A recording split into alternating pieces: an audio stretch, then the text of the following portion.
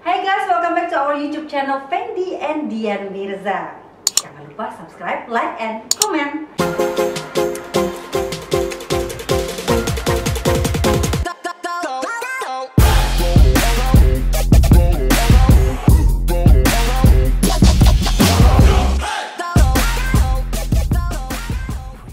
Nah, kali ini aku akan cerita atau sharing mengenai perjalananku menjadi seorang news presenter atau TV journalist sampai aku bisa mendapatkan piala ini. Piala Panasonic Google Award sebagai Best News Presenter di tahun 2017, sebuah penghargaan tertinggi untuk insan pertelevisian yang aku nggak sangka-sangka banget.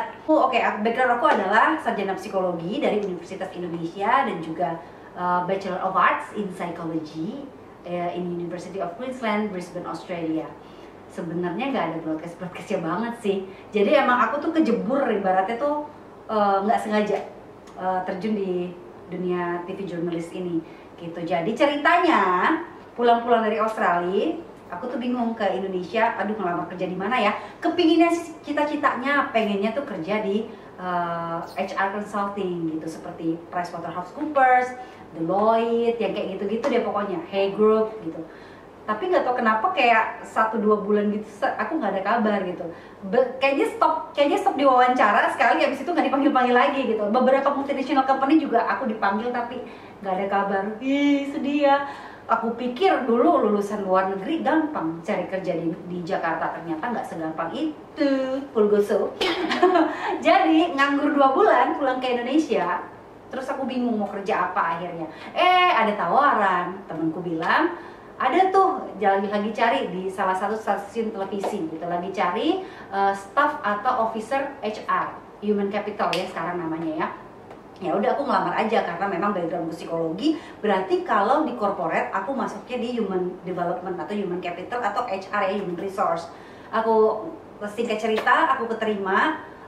Basically aku happy karena suasana kerjanya di situ anak-anak muda banget gitu. Jadi aku memang aku tujuannya bekerja pada saat itu tidak untuk mencari materi atau uang atau fame atau popularitas segala macam, enggak. Aku betul-betul memang dari dalam diri 2-3 tahun pertama kerja ya, belum ada pengalaman sama sekali gitu. Ya 2-3 tahun diinvestasikan untuk cari pengalaman dulu. Kalau udah cari pengalaman nanti bisa ngelamar lagi ke tempat lain, itu kan sudah ada value-nya gitu kan, udah ada pengalaman. Tapi kalau benar-benar dari nol terus kita tiba-tiba pengennya ABC, kayaknya muluk-muluk banget deh gitu ya. Jadi benar-benar aku untuk investasi ke diri sendiri untuk cari pengalaman, betul-betul pilih cari pengalaman sampai aku nggak peduli gajinya berapa. Iyalah, orang masih tinggal sama orang tua ya kan. Nah, habis itu sekitar 2,5 tahun aku menjadi HR, staff HR di sana. Aku benar-benar belajar cara merekrut orang. Aku benar-benar ibaratnya nggak di satu tempat ya, di HR recruitment aja, tapi ternyata aku dicoba di beberapa tempat gitu, di HR recruitment, di training and development, terus di assessment juga gitu. Fun. Aku senang, ternyata kepake banget ilmu psikologiku gitu kan. Nah, singkat cerita, pas aku ada aku ada tugas untuk karena pada saat itu televisi tersebut ingin breakthrough ya, ingin ada transformasi. Aku termasuk bagian dari tim untuk merombak itu semua, termasuk untuk mencari wajah-wajah baru, news presenter yang baru ya, karena pengen new look, new image gitu. Nah, singkat cerita juga, aku dari tadi ngomong singkat cerita mulu ya. Sebenarnya panjang ceritanya, jadinya pengennya panjang juga, tapi karena ada durasi di sininya, nggak mau panjang-panjang juga. Jadi nggak tahu kenapa, mungkin atasan aku, beberapa bos aku ngelihat potensi aku. Mungkin aku bisa dipindahkan sebagai seorang reporter atau news presenter. Aku nggak nyangka banget gitu, ternyata aku salah satu yang dicoba gitu. Padahal aku kerjanya aku yang mencari presenter, tapi aku juga yang dicoba ternyata. Nah, ternyata aku lolos gitu. Dari casting internal itu aku lolos. Aku ditanya kira-kira gimana kalau aku dipindahkan, dimutasi di bagian news department. Sempat ada keraguan, bisa nggak ya gue, karena kayaknya untuk bekerja di depan layar itu bukan gue banget gitu. Jadi diyakinkannya dari orang lain, bukan dari diri sendiri, gue bisa apa enggak. Struggling banget di tahun-tahun pertama, di 2 tahun pertama struggling banget. Gila nih, kerjaan apaan? Hari ini gue ke tempat banjir, nyebur ya sampai sini. besoknya gue ke tempat kebakaran, besok lagi gue ke pasar, besoknya lagi gue wawancara menteri misalnya gitu ya.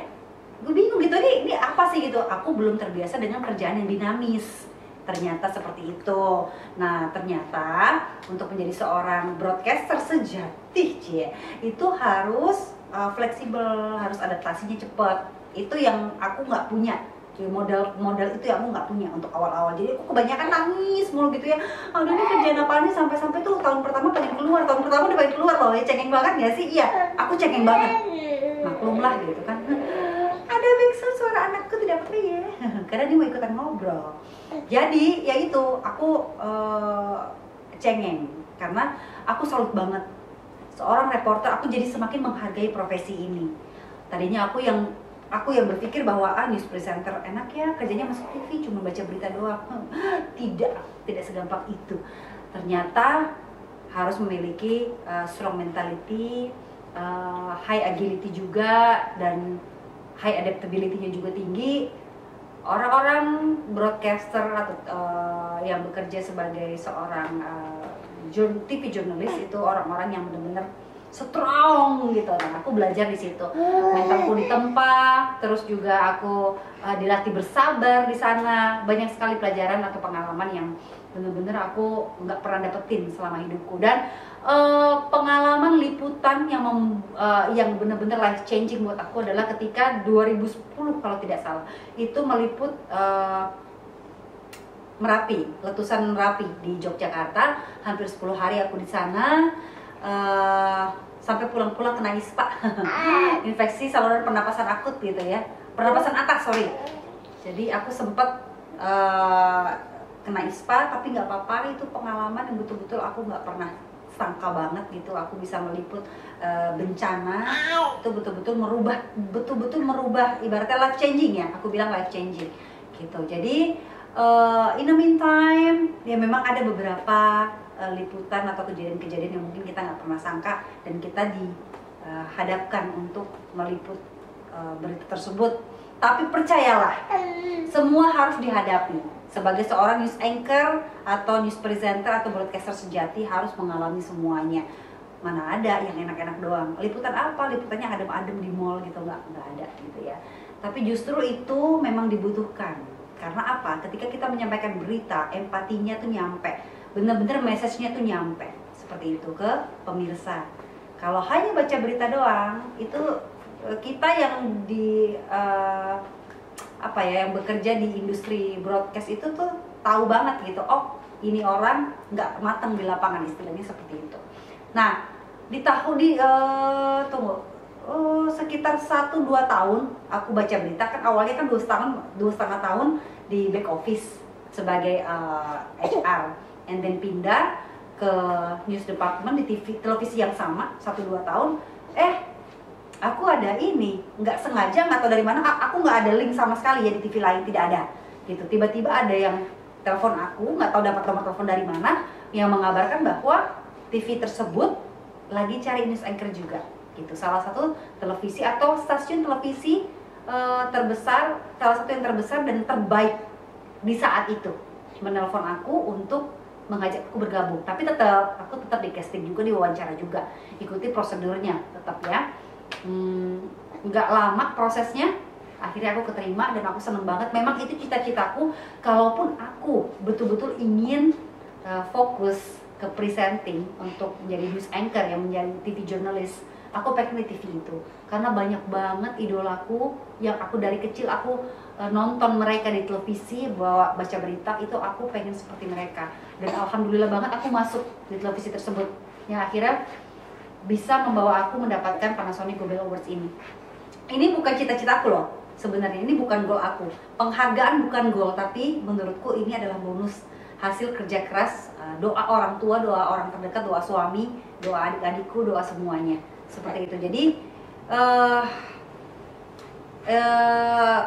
banyak hal-hal yang surprise gitu dalam hidupku yang aku nggak pernah plan, aku nggak pernah rencanakan. Tapi ternyata kalau aku tekuni, aku jatuh hati, aku jatuh cinta sama pekerjaan tersebut. Ada suara anakku, nggak apa ya, dia excited juga dengerin mamanya ngomong. Jadi ya itu, terkadang ada hal-hal yang kita tidak plan dalam hidup gitu. Never cross my mind gitu bahwa aku akan menjadi news presenter, karena aku pikir aku akan bekerja di HR consultant sebagai sebagai konsultan, atau bener-bener fokus jadi psikolog. Aku ambil S2, aku jadi psikolog gitu ya. Tapi ternyata ya Tuhan punya rencana yang lebih baik buat aku. Meskipun awalnya aku kayak ngelihat this is the ugly truth gitu kan. Kayak, kok aku jadinya kerja kayak beginian sih, ini kayaknya bukan duniaku banget deh gitu.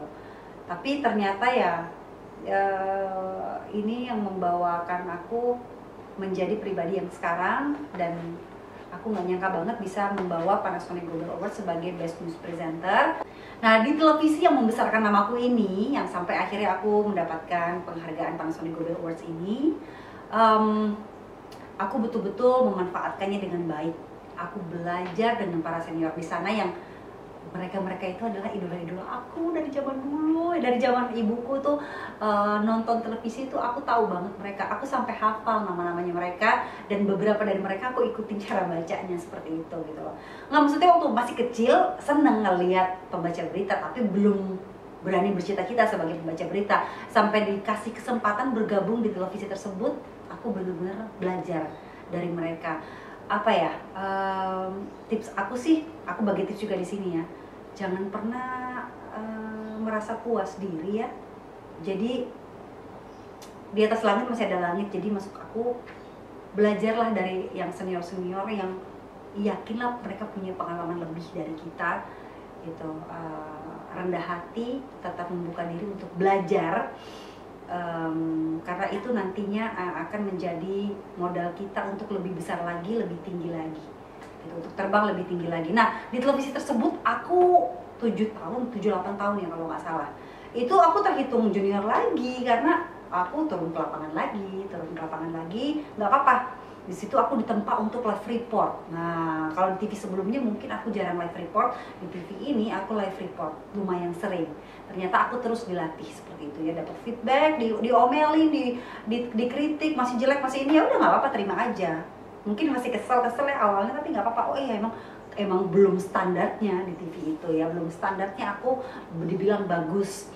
Nah, terus aku alhamdulillah banget sampai aku diberi kesempatan untuk mewawancarai beberapa artis Hollywood dan juga international sports persons tuh, aduh alhamdulillah banget. Itu juga aku nggak nyangka banget.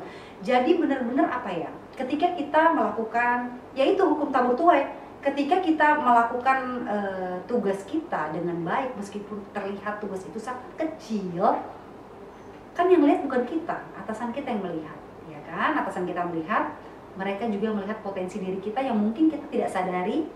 Akhirnya diberikan task atau tugas-tugas yang lebih complicated lagi gitu. Ketika kita sudah bisa melewatinya, ya itu baru mungkin kita dinyatakan lulus ya, dibilang sesuai dengan standar mereka. Seperti itu. Untuk kamu-kamu yang ingin menjadi seorang news presenter, news anchor, atau TV journalist, pesan saya jangan pernah berhenti belajar gitu ya. Terus jangan pernah melihat diri kamu yang sekarang, karena banyak banget, maksudnya begini, banyak yang nanya, Kak, emang harus lulusan sarjana komunikasi ya, broadcast ya, jurnalis ya? Enggak.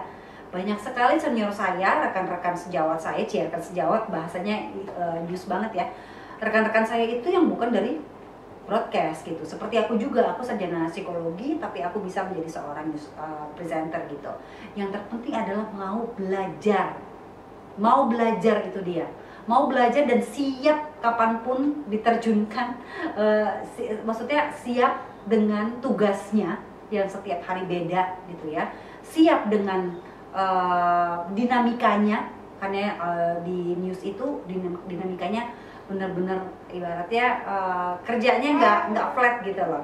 Hari ini ya aku bilang tadi, hari ini, besok wawancara pejabat, besok liputan di pasar, and then mungkin dalam sehari bisa ke 3 tempat yang berbeda dan bisa meliput di 3 tempat yang berbeda seperti itu. Dan kita harus siap di situ. Jadi flexible, be flexible, be adaptable, and be coachable. Seperti itu. Itu dia tadi cerita saya, perjalanan saya menjadi seorang news presenter. Karena buat saya penghargaan bukanlah goal, tapi Ini adalah bonus dari kerja keras gitu. Jadi percayalah, Tuhan gak tidur ya. Atasan-atasan kamu juga tidak buta, mereka akan melihat potensi kamu. Yang terpenting adalah terus belajar dan lakukan tugasmu dengan baik. Dah.